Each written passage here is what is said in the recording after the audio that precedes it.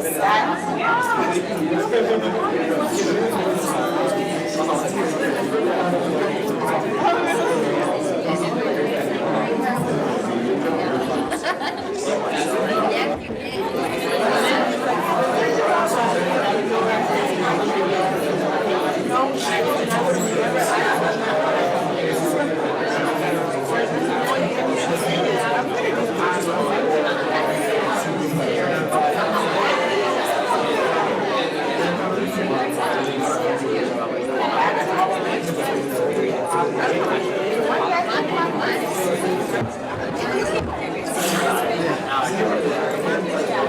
right, everyone, it is 7 o'clock, and we are about to begin.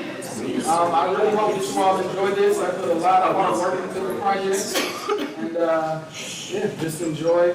And we will be having a panel discussion immediately following. So, let's get the lights.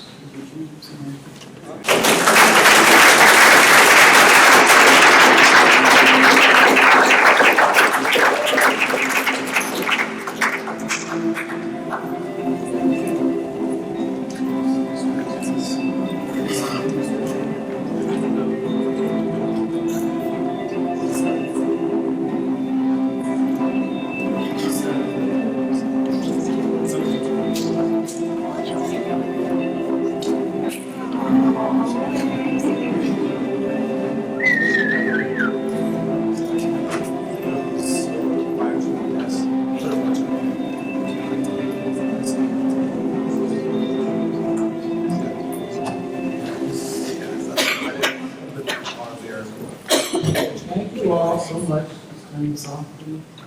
T-Saw and Kristopher, would you mind joining me up, please? And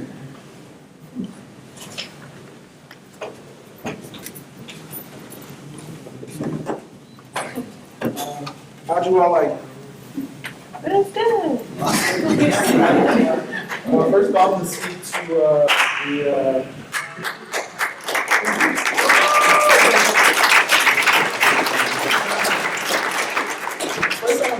the photos that I chose to use for this project. I hired a photographer to focus specifically on Atlanta. That's actually Atlanta. These are buildings in our neighborhood. These are the communities that these young men grew up in. So I wanted him to capture the bad city. So yes, I wanted to state that before we begin this discussion.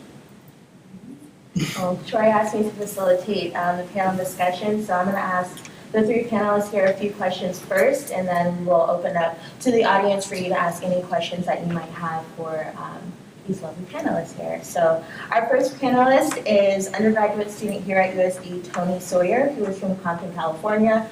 Our second panelist is graduate student here at USD as well, Troy Williams, who is from College Park, Georgia. And last but not least, we have Professor Kristopher Hall, who is from Baltimore, Maryland, and who is also a professor here at USD. All right, so our first question is, has someone ever asked you to commit crimes, and how did they respond when you declined? Yes, I'll start it off. Yeah, my name is Toney, and this happens all the time. You know, and they always say like everything starts at home, and literally it started at home. I've had cousins, uncles, you know, friends, all asking me to do crazy things, but I had to pretty much put it away. I know at one point to where my uncle, he would really tell us like, all right, you want to gangbang? All right, you want to go out and do this? Here's the gun. It's right there on the table for you. Take it. Go out there and put somebody on. Go out there and rob somebody.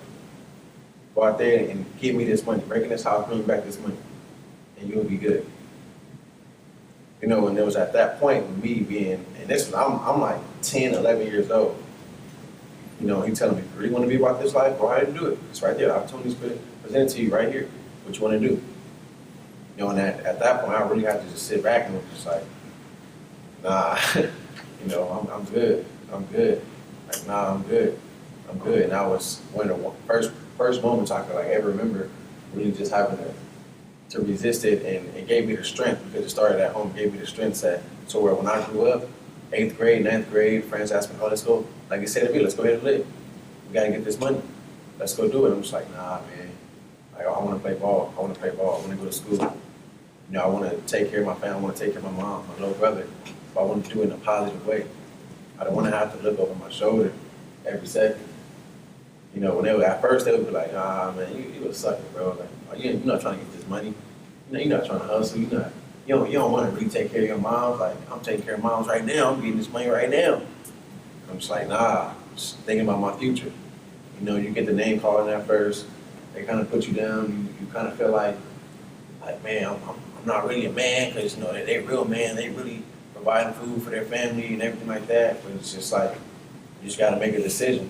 You know, it's all temporary. I look back at it now, half the cousins I was with, they in jail right now.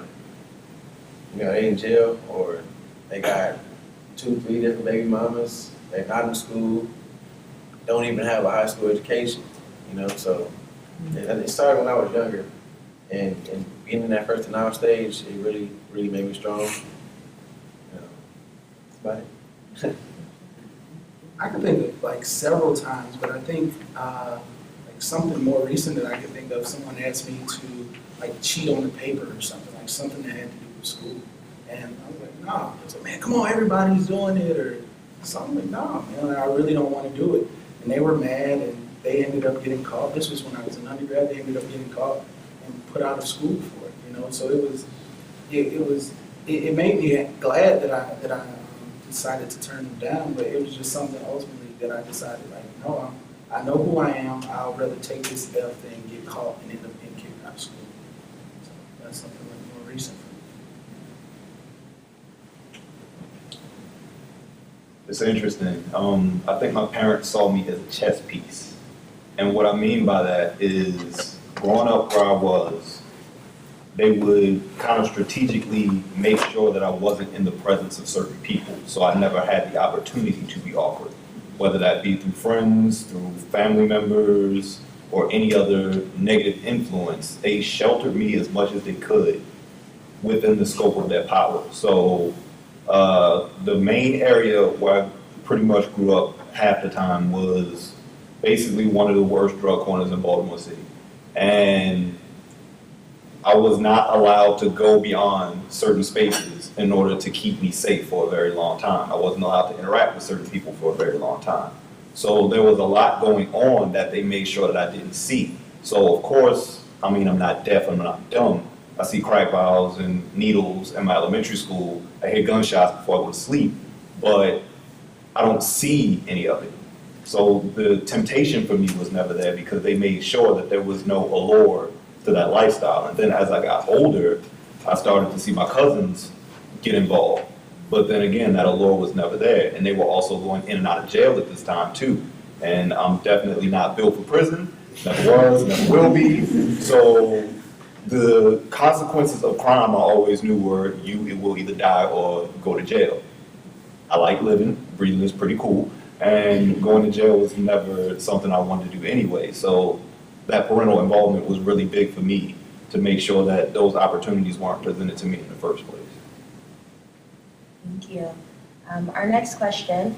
So a major theme in the film was the idea that being oneself would allow a person to better navigate in high-crime communities. What other aspects might contribute to crime resistance in communities where crime is present?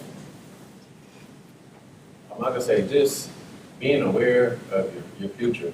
I love kids, I love recreation, and because I have this one belief and faith that our kids are the future. So I feel like if we can teach our kids the importance of going to school, the importance of getting that education, and the importance of getting an actual job, you know, and having to get things the right way, then I feel like that will definitely die down because half the kids that do the things they do in the hood because they don't know. That's all they know. I can tell you guys some stories right now, and you guys will be like, oh my gosh, like that's so horrific. But to me, it's normal. That's what I knew. You know, shooting people, fighting, stealing, like that's what I grew up around. So that was a social norm. So I feel like if a social norm became of let's teach our young children education, let's teach our young children that they can be all these things that they see on TV and on the movies, that can definitely decrease in the crime rate. They just don't know. I agree.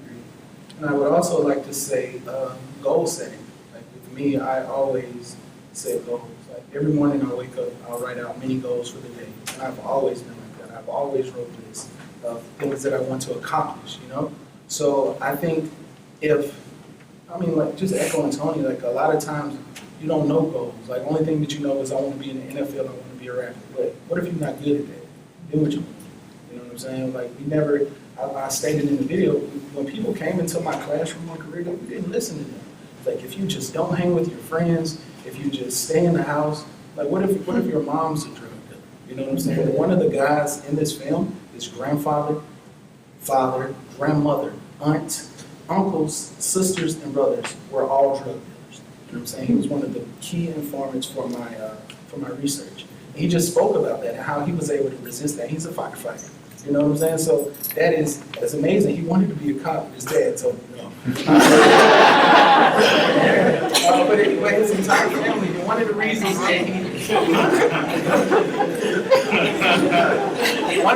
that he decided to not get into crime was because when he was totally oblivious to his father's and family's drug dealing. When he was in 7th grade, his dad, the police kicked in his door, took his entire family away, and all ended up going to jail since 9th grade. And he said, from that day on, I told myself I'll never get in trouble. He was a star student, you know what I'm saying, a stellar student. But he always set goals. So I think that goal setting, even at this stage of your life, write down these goals. If somebody's, I live in Camino now, right? So if somebody's knocking on your door saying like, hey, let's go get drunk, like, no, man, I got this goal of finishing this homework, you know what I'm saying? So you got to be able to know what you want to accomplish in your life, or you will just end up completing the cycle. Doing the cycle. I did work with 2 sets of people in the same day, and it was always very interesting to do. I did work with at-risk youth at one time of day. I did work with college-bound youth at another time of the day. One was in Jersey City, one was in the Bronx. Very similar areas as far as crime, the people that are living there, just the environment in total. The difference between the 2 types of students that I would see primarily was first parental involvement. So I just kind of gave you a long spiel about my life, but this was the main difference. With one group, there was a lot of expectation for these students to excel at all times. And their parents were on them constantly, for good or for bad. The other end, it was, they were a little bit more reserved as far as their parenting goes, but this was for several different reasons. At times, they may have been the only breadwinner in the house. At other times, they could have just been involved in their own thing, so they didn't have the attention span to pay attention to their children. But that parental involvement and that encouragement was the main element that I saw with the kids that were more successful. The other thing is mentoring, and like Troy was saying, just giving kids an example that they can pretty much be reflective of. If you are close to your hometown, if you are in the area at all, go back. Do what you can to talk to the students and let them know this isn't something that you have to do. I'm all the way across the country, so I can't necessarily do that. But in the ways that I can here in this community, I try to be as much of an example as possible to let people know there are other alternatives out there besides doing crime. Thank you. Our final question. In the film, one of the participants spoke about knowing the cultural norms of their community allow them to gain respect from the stakeholders. Would each of you mind speaking about how knowing the cultural norms in your community allowed you to be able to navigate without being tempted to commit crimes? I would say definitely having goals and being an athlete kind of got me through everything. Because when they say like the OG, that's like the original gangsters, the old gangsters. When they say like those are the guys who really have an understanding of what it means to have an education. They understand when a young man wants to go out and do something positive, they understand that. They are only in that position because that's all that they have, because of the decision that they made when they were young. So if you talk to those guys they'll be the first ones to tell you like, no, like you go to school. No, we gonna go do this, you go to practice. Like you go do your thing.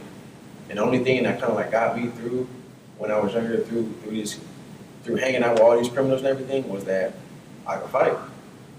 So it's like, no matter what you do, when you grow up in these certain areas, you may not commit crimes, you may not have to go out there and kill anybody, but you have to defend yourself.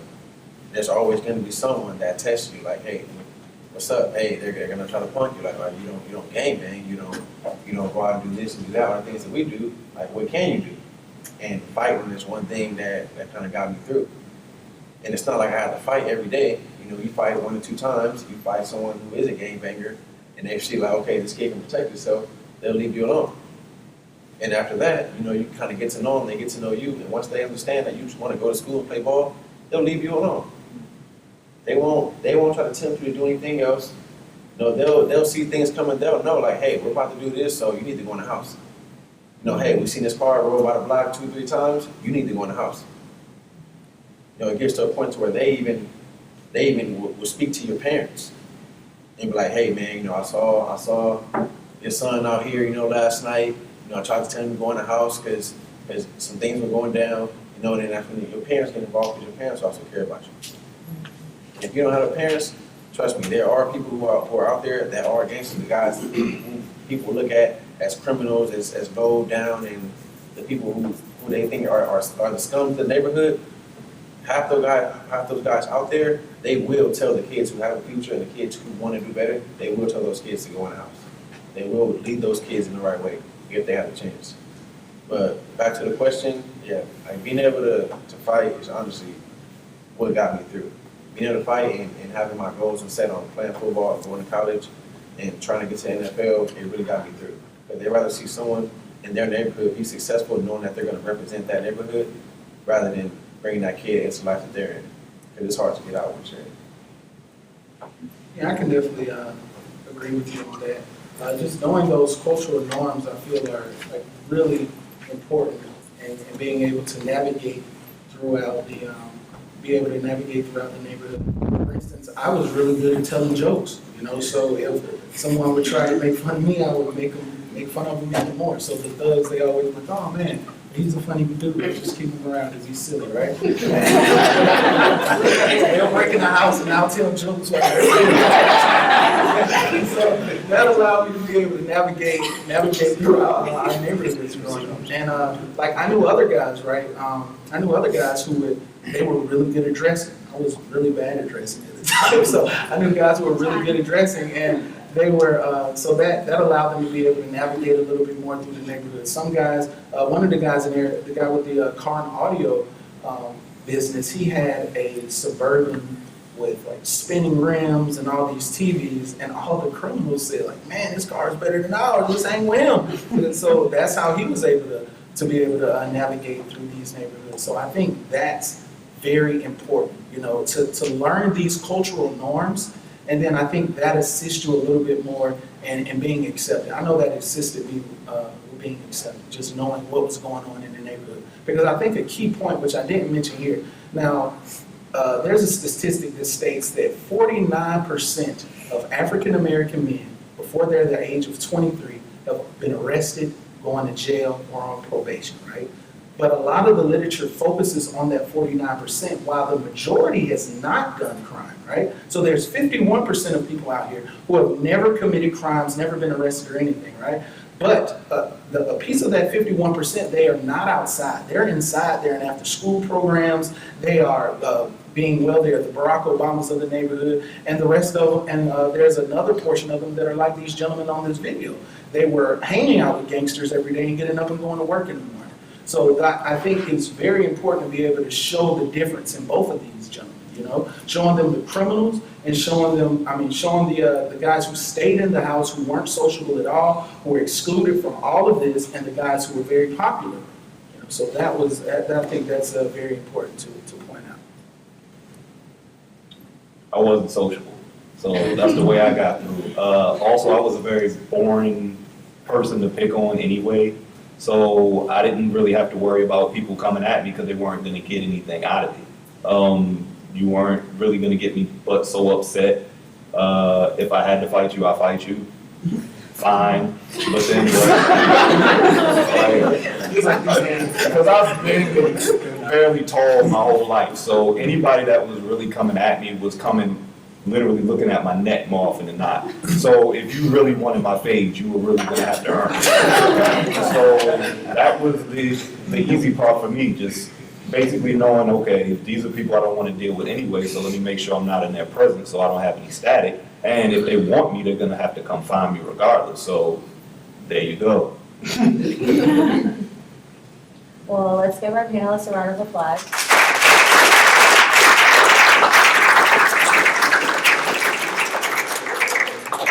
So now we will take questions from the audience. So if you could just like raise your hand or shout your question out, and we'll punch you out. Way back there. I was wondering, since the majority of the time, the only thing that men of color have in common is the fact is how people see us. Were you able to tease out any narratives moving forward that kind of break how they see us, or do you have any ideas? How the majority sees us, because you said that 49% is a misrepresentation often in the general populace, so that's a narrative right there. So I mean, what necessarily is being done to break that, or? So there is, thank you, Captain. Yeah. I mean, not Captain. I'm looking at you, I'm trying. All right, so there is very small literature on the anti-deficit perspective of the views of African Americans. So it's not really much to go with. So I think that this is important to begin, right? So one reason that I became inspired to shoot this, there's an author by the name of Zoromina Hurston. She stated that the saddest thing about writing this type of literature is that the people that you're writing for will never have access to it, right? So I was writing all of these things, and I'm like, man, my homeboys ain't never gonna be able to read this. These guys who I'm writing this for, they ain't never gonna be able to see it. Like, what do they do every morning? Oh, they look at World Star Hip Hop when they wake up. So I wanted to be able to create an avenue for them to be able to see that, you know? So I think that that is an important view to take notice of. But I also, the Crime Resistance Institute that I'm looking at, that I'm forming, it's more of an anti-deficit. So we're not really worried about the perspectives of how others see us, you know? And I think if we focus too much on how people see us, then we begin to tear ourselves down. We're like, man, like for instance, when I got here to USD, right? One of my classmates, I was in a class, Tony spoke to this earlier, I was in a class, and the teacher said, man, how do you feel about that, Troy? I'm like, man, I just be chilling, bro. And I said it just like that. And after the class, somebody pulled me to the side. It was an African-American woman, and she said, man, I can't believe you would talk like this in front of all these white people. I said, are you serious? Like, what do you mean? I said, we're all in the graduate class. Like, I had to work hard to get in. They don't have, what's it called when you're in school? They don't have affirmative action here. Like, I work hard. So if someone looks at me because I speak a certain way, then that's their problem. So I would like to look at the perceptions of African Americans, but I'm not too pressed on it. I'm more so interested in focusing on what's going to uplift our community. You know, would you like to speak on that? I would just say the perception. I feel like it's going to take many years for that to change. That's not going to change. You know, so that's something that I personally just ignore. I know that walking in a room, you know, full of white people, more than half of them in the room are going to say like, oh, he must do this, oh, he must do that. You know, I know if I'm dressed a certain way and I'm going around black people, they're going to automatically assume something about me. I like me right now wearing blue and all this blue, I couldn't wear that nowhere in Los Angeles because you're automatically going to be perceived as a ganger. You're automatically going to be perceived as a Crip because I have on East Coast, but I don't gangbang. I'm not a Crip, and all my family are Bloods. You know, so it's just like the perception is always going to be there. You have to leave that. You have to leave that to people. Let them decide whether they want to think that about you or not. I mean, if someone decides not to really get to know you, then that's their loss, not yours. Because I can be the coolest person. I can be the person that you need to meet and talk to. But because you have this perception about me, you won't speak to me. That's not my loss. That's your loss. So I kind of like just ignore that. Because I feel like that's one thing that this world, especially the United States, has a problem with because of history itself. And it's going to take a while, a long time to get rid of history in the perception that's brought along with it. Maybe I read too much into it, but I was curious. Well, first of all, great job. I really appreciate you making something that's, accessible to other people than academics.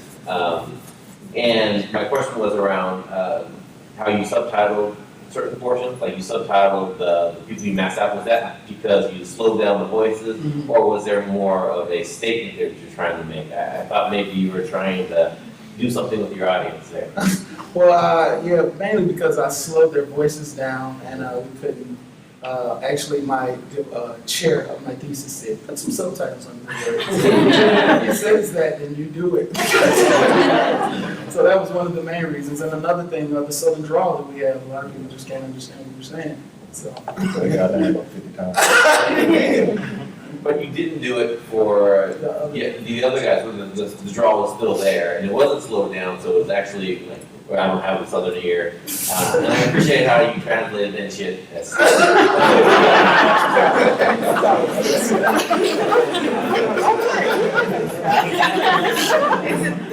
saw your kid back there. So my question is, you know how they always have like that saying, like, you could take the person out the hood, but you can't take the hood out the person. So like, how do you like leave behind where you came from, but like you don't forget where you came from? I can speak on that. Definitely, that one's a hard one, because I know with me being who I am, like I definitely always try to keep it one way. I am the way I am here at school. I am the same way like that when I go home. But of course, when you go home, you're surrounded by different people, so I actually just start to bring things out naturally. But I feel like that's true. You will never be able to take the hood out of someone. That's how they grew up. That's how they were taught. But that doesn't mean that you have to behave that way in everyday society. Like I can, like I said, I come from a rough background. I can do some hood things. I can say some hood things, but I choose not to do that because I know when my goals are set on, I know it's not necessary. There's a time and place for everything, and sometimes it's not necessary to act or behave in a certain way that you would as if you weren't being presented into a good opportunity to do something great, like going to this school. You can take me all across the world, all across the nation, but at the same time, I'm still going to be that little hood kid that's just like, I know where I come from. I know what language they speak. I know what it means for me to even have this opportunity to travel around the world. I know what it means to my younger siblings. I know what it means to little kids growing up who are my neighbors, and they see like, oh, like, man, Toney, he's in college, he goes to private university. Like, I know what that means. So you can take me out, but it'll always be there. That's my heart. That's where you grew up from. Half the people, they do things just to go and represent their neighborhood. Just to show people, like, look, everyone from this area isn't the way you think we are. So you can take us out, take me out all you want, but it'll always be there, always. And I can definitely echo that. Like, if you saw the beginning of the film, it said College Park's own Troy Williams. Like, that's a big part of it. You know what I'm saying? Father Gino said this one time. I'm a resident minister in Camino. In our school, in our chaplain, he said to me, he said, man, if I'm ever in a setting where I can't be, if I'm ever in a setting and I can't tell people my background, if I can't tell people my story, then I don't want to be there. You know what I'm saying? I want people to know everything that I went through. I want them to know that I had to wake up at 5 o'clock in the morning to go to work, then go to school, then go back to work, and then work overnight, and then go to school again. I was running off 3 hours of sleep. I want people to know that story. You know what I'm saying? So I think it's really important to always remember where you come, always stay hungry, because that's going to take you to the next level. If I played sports, you know what I'm saying? So when I played football, I was like, man, like I remember when I wasn't starting. So now I'm in the weight room every day. I'm putting in work. Now I'm starting. So if I never remember what it was like to be on that sideline, then I wouldn't work as hard to stay in my starting position. So I think personally, I don't think you're supposed to forget where you come from. I think that you're maybe supposed to become more mature and not snap at people and yell at people if they step on your shoes. But but never forget where you come from, because like once that story is gone, once your story is gone, you can't tell that story, then you've become an imposter. You know, you're no longer yourself anymore. You know, you're someone else, you're a representative. I think the problem is we distilled hood down to a certain set of stereotypes and behaviors. And that's really not what it is. For me, it's lessons. And I will never forget the lessons of being a Baltimorean. And the further I get from it, the more I love my city. Like, I won't eat a crab cake outside of Baltimore. I won't eat a crab cake outside of Baltimore. If I hear a certain beat, I will dance regardless. It's just in you. And you don't leave that because those lessons are always there for you. You always remember what it was like to not have. You always remember what it was like to be in areas that you really had no business, but you had to live there. You don't have to forget these things just because you get degrees or you get a good job or you move out. These are things that you never ever forget. And I think when people see that you don't necessarily behave the way others do, they think, oh, well, he forgot where he came from. No, I didn't forget where I came from at all, but I've absorbed a lot in the different places that I've gone. I've been to now Raleigh, Jersey City, Orlando, and now here. And I've even picked up accents from everywhere that I live, but I'm a Baltimorean to the heart. That's not gonna go anywhere. So you don't leave it, it's always within you, and no matter how far you go, it's always gonna pull you back. You just don't live there anymore. Other questions? There's no more questions. I just want to kind of go back and add on to that. Like, that was real right there. You learn so much just from being in each neighborhood. You learn so much. Like, I would never, ever, like, I would not wish to trade back how I grew up. Because I've been on my own since I was 16 years old. You know, I could have gone out there and committed a bunch of crimes. I didn't really have my parents there to tell me, all right, do this, do that, because they weren't there. You know, I've learned so much from where I come from. I learned how to pay rent. I learned how to do taxes. I learned how to save money. You know, I learned how to fill out financial aid. I learned how to do college applications, and it all came from where I come from, because I was forced to learn those things. So to me, it's like, it's kind of, I look at being hood, to me, it's more of like a culture. Because I know a lot of you guys know Lene Battle here on campus. I call her Auntie Lene, she called me her nephew. And like, if I'll see someone across campus, and I'm like, hey, what up? You know what I'm saying? I'm yelling out, hey. She's like, boy, why you gotta be so hood? I'm like, not hood, that's just the culture that I grew up with. If you know somebody, hey, what's up? We know each other. Like, it's presentable. You know, you don't have to get in this time to where you're just like, oh, I know that person, I don't really want to say it out loud, because I don't want everybody around me to think I'm ghetto or none of that. Like, I'll be the first one to tell you, I'm probably the most ghetto dude you're gonna meet in school. Because I am loud when I want to be loud, I talk the way I want to talk, and I just be myself. I don't like how, like, when people walk around the school and they know you, but they kind of like, just tiptoe on by you, they act like they're on the phone. Like, no, like, stay you know, give me a hug. You know, it's a good day. The sun is shining. You breathing. You woke up this morning. Those are just the things that where I come from, you are glad to celebrate that you woke up this morning. You know, bad things didn't happen to you today. So it's just culture. You know, there's just so many things and ways that people look at the word hood. Like you said, it's a misperception. But my perception of hood is just something good. Because a lot of kids I know from the hood are the smartest kids I've ever met before in my life. They know so many ins and outs, ways to survive. And when I come up here, there's kids that don't know how to wash their own clothes, how to do dishes. I'm like, I've been doing that stuff since I was in third grade. Like, it's just things that you learn from being in the hood that you just cannot learn if you grew up in certain areas of the world, certain areas of the nation. I would never take that back. And I think the point of the film is to be able to celebrate who you are. You know, like, if you're not hood, don't be hood. Like, we're not saying, all right, we want black people to embrace your hoodness. No, if that's not true, like, don't be that. You know, I I think one of the top issues here at USD is that people are scared to be who they are. There's a cultural norm here on campus, and that cultural norm has to be fit. You have to, when I worked in the International Center, I had to be there at 8:30 a.m. And I would see the girls at 8:30 with all the makeup on, their hair done, just looking beautiful. Like, it's 8 o'clock in the morning. What time did you wake up to do that? And I just wondered, like, man, like, okay, well, I wonder how many people in the, now it's great to look beautiful, but I wonder how many people that woke up at 5 a.m. that didn't want to get up, but they were afraid of that cultural norm. They go, man, if I come wearing basketball shorts today, everybody's going to tease me, you know? So I think that's a very important piece, that if you just be who you are, don't worry about getting teased. You'll get teased for a couple of days and then they'll forget about it. Like, the gossip that happens, like, think about what were people gossiping about 2 weeks ago? You don't know, you don't even remember what was going on 2 weeks ago. So those things, that backlash that you can face, and forget it, like, it's gonna pass.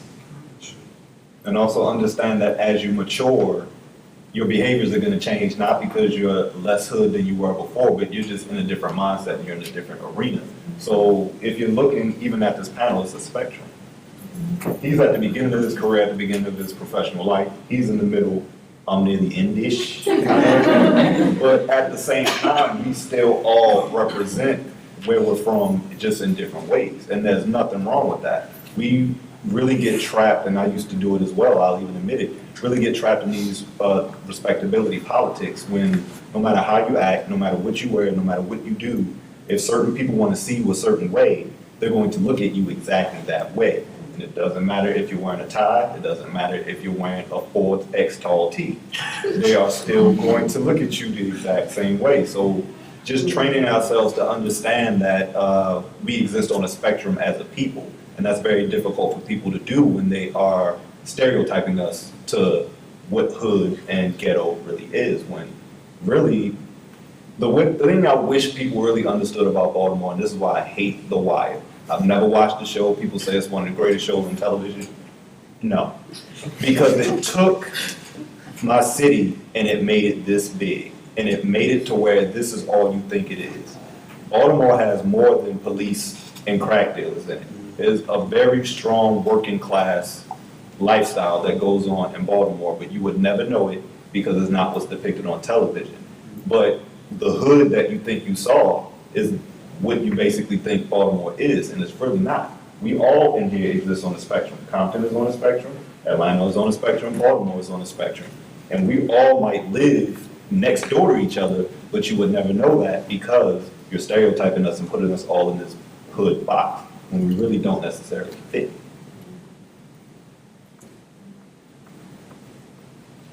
Any other questions?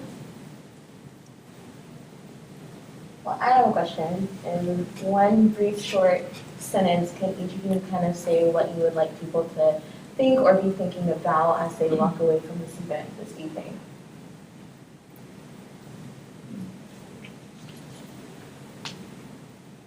Give me 30.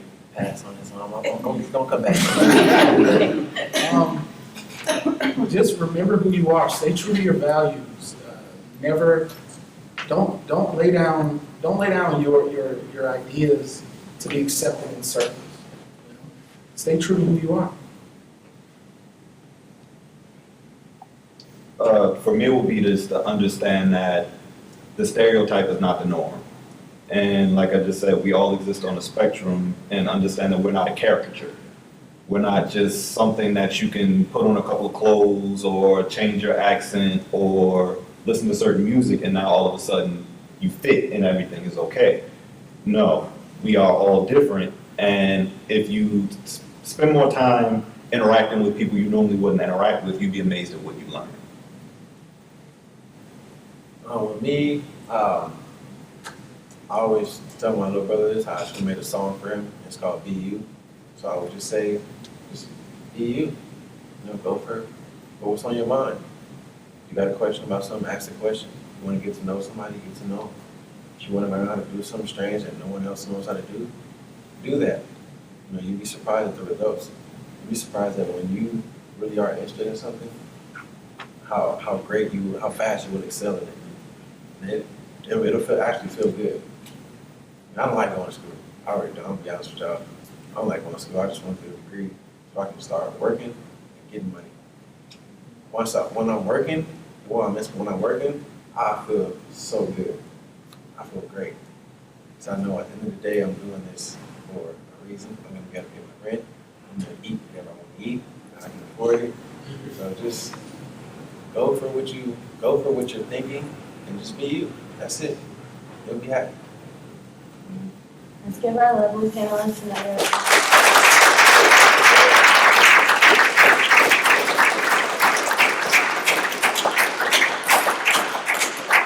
I believe that this concludes our event.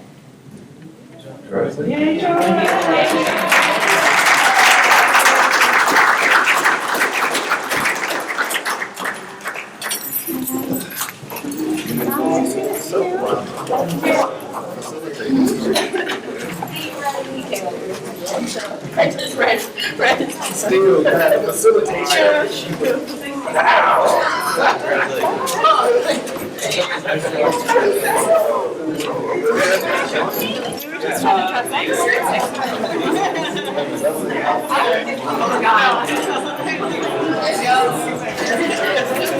That's a long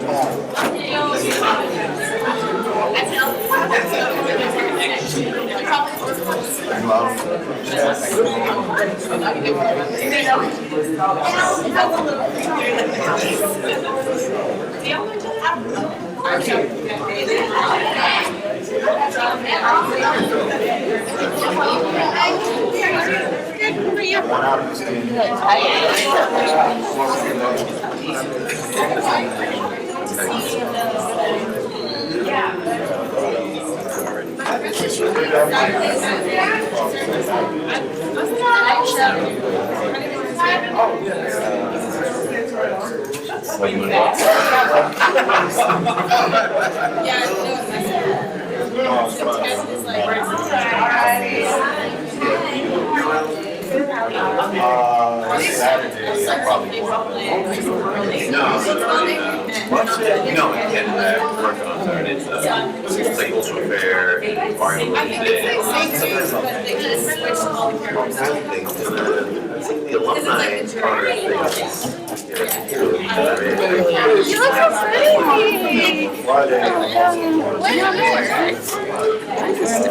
Are you recording? Oh, was I? No.